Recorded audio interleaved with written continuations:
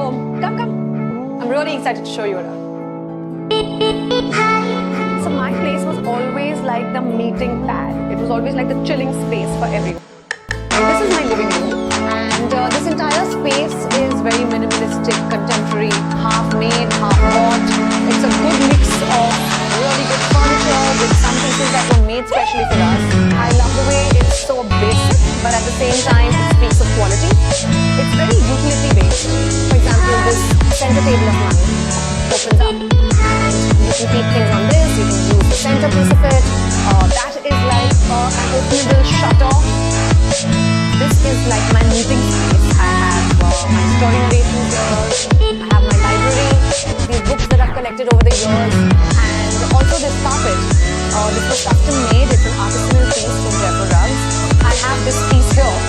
This is basically a hand-painted linen. This is my favorite part. I love this wall. I love brick and I love using elements like brick. And if you notice, the rest of my walls are all white. Now this was intentionally done.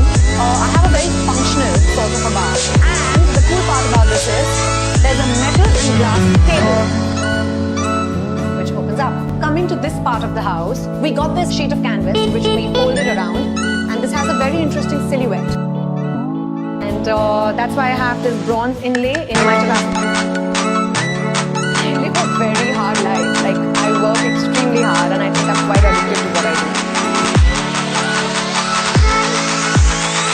So this is my bedroom, my very private space. I'll give you a sneak peek into it. As of now, it's very simple, very undone, very raw, still work in progress.